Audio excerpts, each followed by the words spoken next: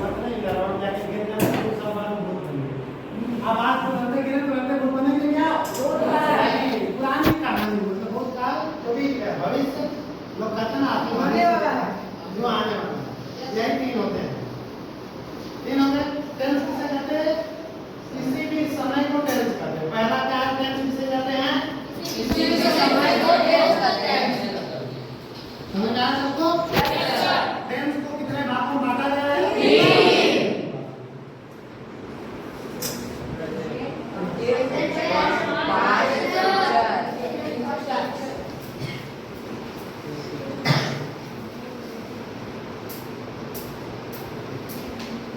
Present tense, past tense, present tense किसे कहते हैं? जो समय चल रहा होता है उसे क्या कहते हैं? इसकी पहचान क्या है? पहचान क्या पता करेंगे? कोई नहीं बोलेगा, हम बता रहे हैं। पहचान, इसकी पहचान कब है?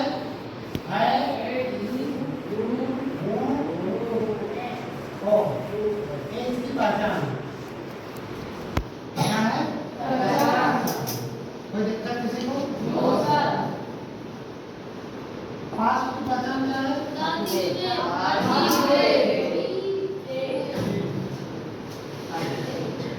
इसकी पहचान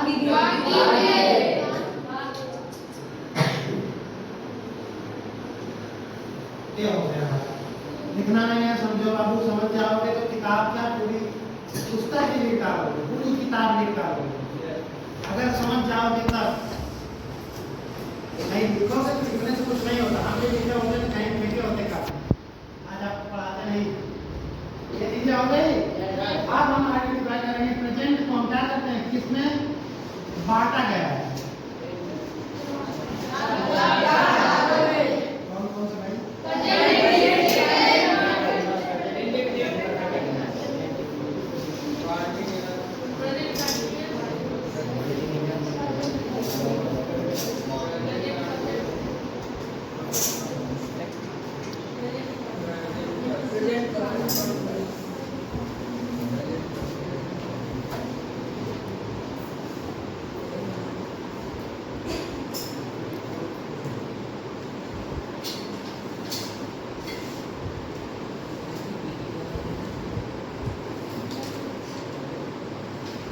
ये जो चार भाग हैं, प्रेजेंट में भी होते हैं, फ्यूचर में भी होते हैं, ठीक है? इतना क्लियर है? अब इसके बाद का जो प्रोसेस है बहुत खतरनाक प्रोसेस है। अब कहोगे सर कैसे खतरनाक हो गया? अब हम तुमको इसमें भी बताएंगे, इसके भी प्रकार होते हैं इसमें। कोई बता सकता है?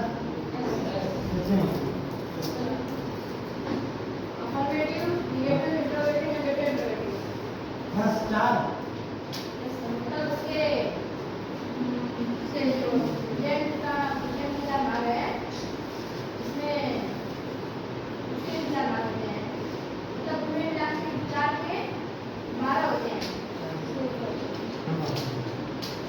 इंडेफिनिट ओनली इंडेफिनिट चार। कौन कौन से?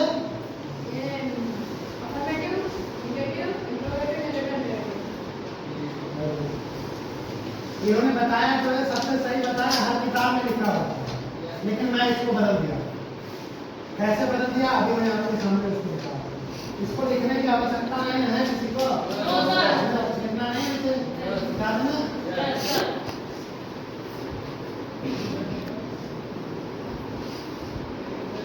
आइए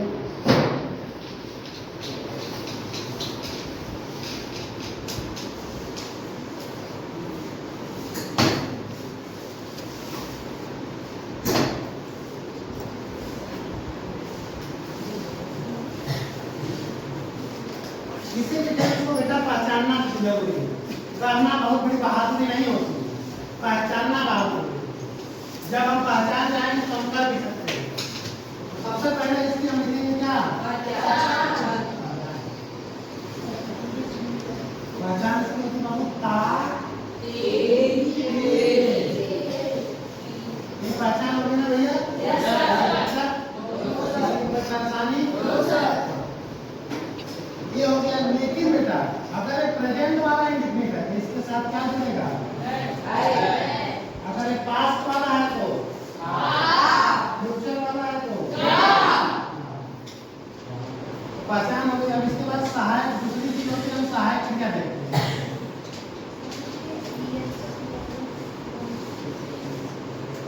एक पहचान हो गई, एक सहायक क्रिया। सहायक क्रिया क्या होती है?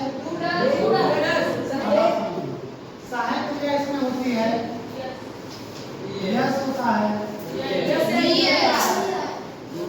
यस होता है, फिर उसके बाद डू भी होता है और ये चीजें हो गई। अब इसके बाद सहायक क्रिया के बाद आती है मुख्य क्रिया। मुख्य क्रिया क्या होती है बेटा? मेन वाली। वो 3 फॉर्म में होती है, 3 से 4 फॉर्म में होती है, ठीक है। तो इसमें वर्ब की फर्स्ट फॉर्म का प्रयोग करते हैं, क्योंकि फर्स्ट फॉर्म, ठीक है। अब आगे चलें। इतनी चीज जब हम जान लिए, पहचान क्या होती है, क्या हेल्पिंग वर्ब है, इसकी मुख्य क्रिया क्या है। अब कहोगे सर ये 5 हेल्पिंग वर्ब आपने बताया, क्या पांचों एक ही में लगेगी? नहीं, ये पांचों अलग अलग जगह लगेगी। कहाँ कहाँ लगेगी वही तुमको जानना है। चलो जानते हैं। अब इसको प्रेजेंट इंडेफिनिट को हम बांटते हैं, किसके भाग में बांटते हैं? पहला है अफर्मेटिव।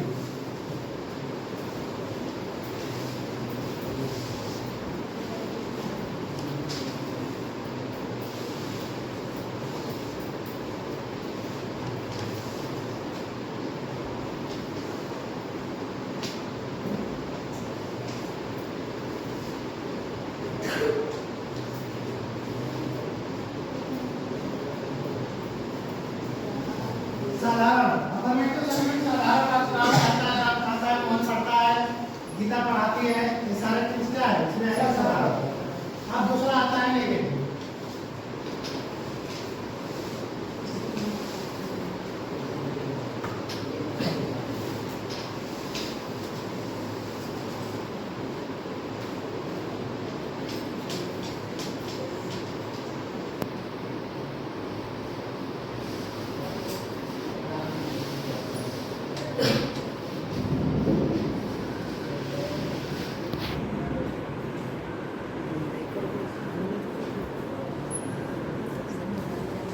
मैं नहीं करता, नकारात्मक का मतलब है इसमें नहीं आ जाए, नहीं आ जाए तो क्या करेंगे? देखा नकारात्मक।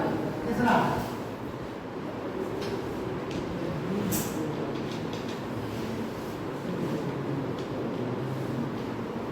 Interrogative first.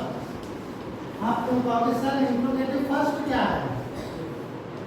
अब हम बताते हैं इंट्रोगेटिव फर्स्ट क्या है।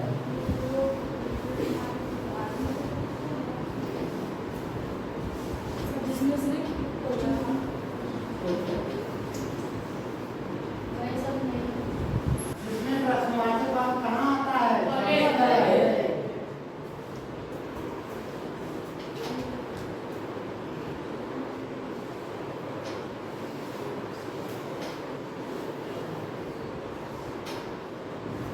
फिर हम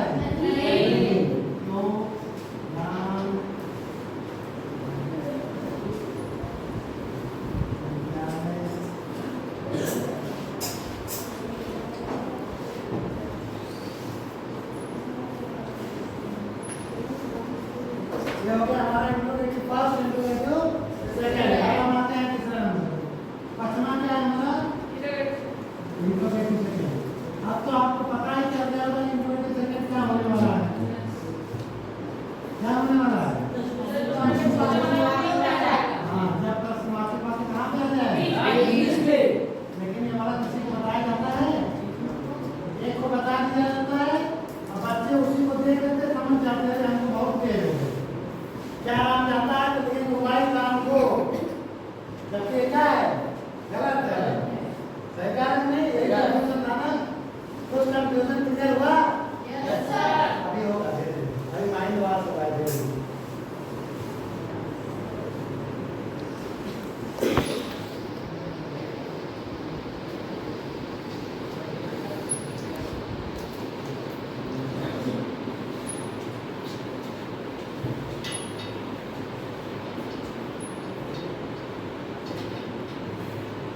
हम सब क्यों पढ़ते हैं? हम सब क्यों पढ़ते हैं? अब इंट्रोगेटिव नहीं किया तो आपको पता ही चल कैसे आए।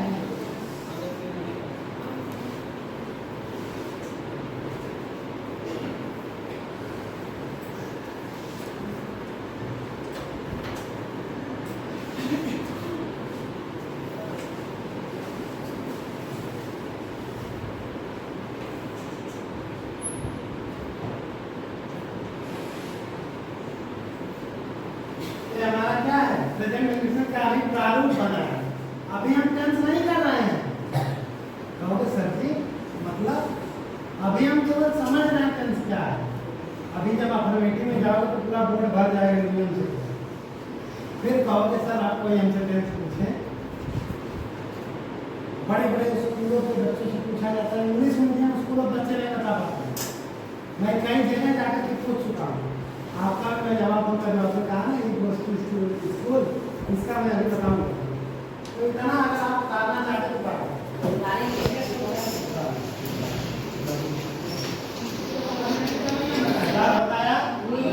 यदि किसी मुख्य क्रिया के अंत में ओ एच जेड या सी एच डबल एस हो तथा वाक्य एक वचन में हो तो उसमें इंग्लिश जोड़ देते हैं। केवल टेंस में होता है। दूसरा नियम है यदि किसी मुख्य क्रिया के अंत में वाई हो तथा वाई के ठीक पहले में कॉन्सोनेंट हो तथा वाक्य एक वचन में हो तो उसमें वाई को हटाकर आई इंग्लिश जोड़ देते हैं। और तीसरा नियम मैंने बताया कि यदि वाक्य उपरोक्त दोनों नियमों का पालन नहीं करते हैं और एक वचन में होते हैं तो उनके साथ अपने से लगा देते हैं। तीन हेतु आप खत्म कर दिए। कहाँ लगेगा? हाँ, फिर आगे आई भी देंगे प्लूरल नंबर के साथ क्या इसका प्रयोग ठीक। चलते हैं। जैसे पहला का एग्जाम्पल मैं बता रहा हूँ।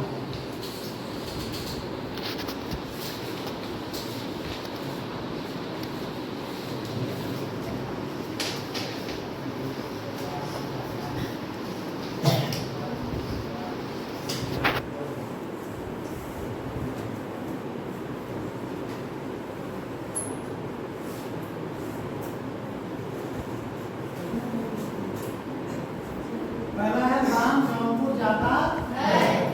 तो सबसे पहले टेंस करेंगे कैसे? तो मैं बता देता हूँ बेटा, इसमें टेंस में कोई तीन चीजें मिलेंगी, सब्जेक्ट, वर्ब एंड ऑब्जेक्ट। तो सब्जेक्ट क्या होता है? जो कार्य करता है, जो पर्सन या जो व्यक्ति उस काम क्या करता है, सब्जेक्ट। वर्ब क्या होता है? जो कार्य होता है। ऑब्जेक्ट क्या होता है? जिसके लिए कार्य होता है, ठीक है, या जहाँ के लिए कार्य होता है। तो सबसे पहले हमें इसमें क्या, इसका मैं नियम लिखा हूँ। सबसे पहले सब्जेक्ट लिखना है। सब्जेक्ट कौन है? फिर हम वर्ब की फर्स्ट फॉर्म लिखेंगे। वर्ब क्या है इसमें? जाना क्या होता है? अब मैं आप तीनों में से एक लगेगा। दोनों बनाना सर जी बोले थे क्या लगेगा? लेकिन एक बार और देखना है सर जी, आप बोले थे कहीं बहुवचन वाला नहीं है। अगर बहुवचन रहेगा इंग्लिश लगाएंगे तो गलत हो जाएगा। तो आप इसको रखोगे हाँ राम किसका नाम है? क्या है? एक वचन। तो राम वो आ गया।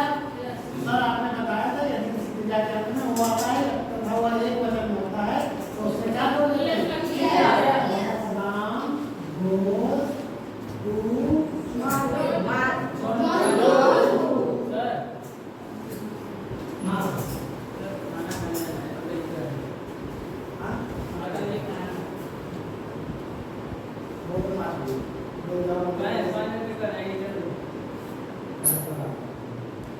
ये हो गया?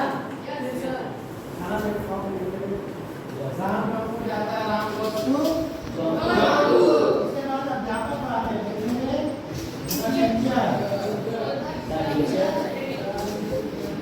पढ़ाना क्या होता है? है। तो आप तुरंत समझ जाओगे सर जी, आप बोल रहे थे कि अगर CF भी आ गया तो क्या लगाएंगे? क्या लगाएंगे जब एक वचन होगा? मतलब टीचर टीच है। बस हो गया। ठीक? ये हमारा पहला नियम खत्म। दूसरा नियम क्या है?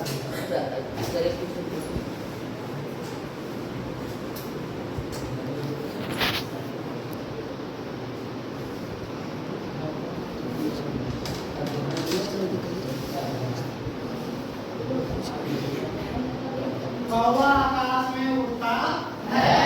सबसे पहले कौवा एक वचन है ना? Yes sir. और लिखेंगे आप लोग सबसे चाहिए ना?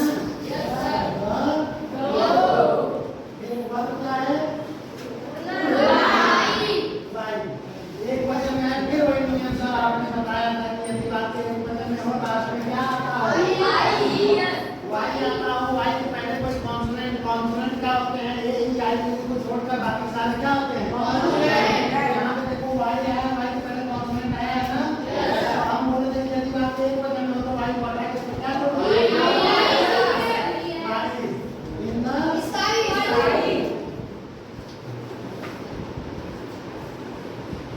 दूसरा नियम भी खत्म?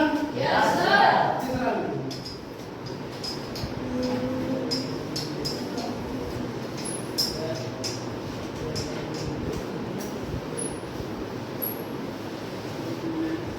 वह पानी पीता है, सब्जेक्ट वर्ब नहीं हो गया, पीना का ड्रिंक हो गया। अब बताओ बच्चों, वह पानी पीता है एक वचन बहुवचन? एक वचन है ना? Yes sir. तो बताओ इसमें यस लगेगा कि यस की आई है? यस लगेगा। क्यों? क्योंकि सर आपने बताया था कि यदि कोई बात एक वचन में आ जाए, पहला नियम ना पालन करे और दूसरा भी ना पालन करे, और एक वचन में हो तो उसमें क्या लगा देते हैं?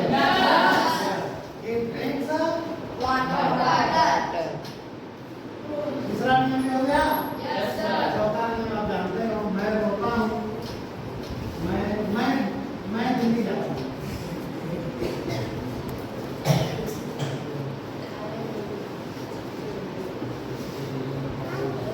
ध्यान दें। वो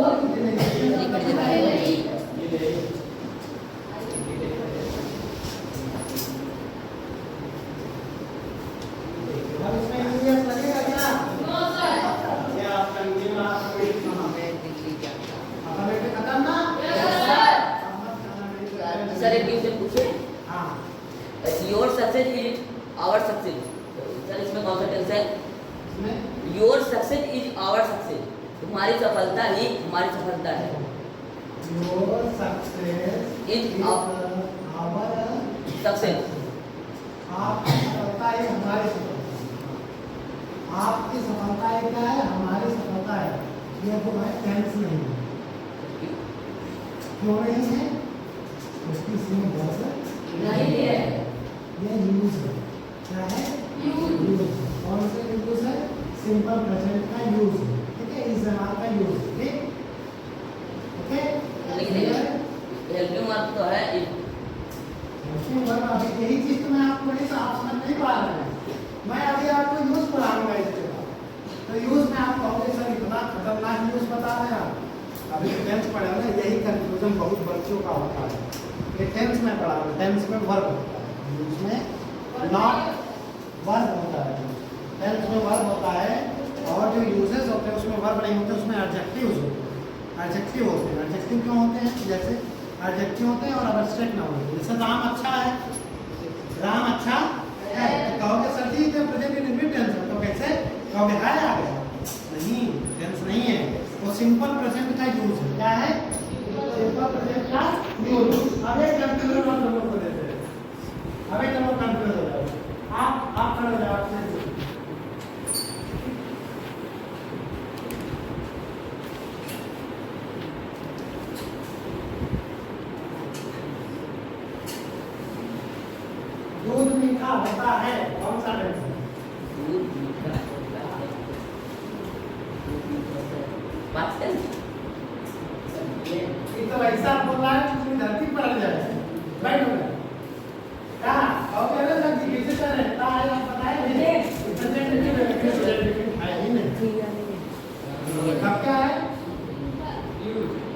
सिंपल का यूज है,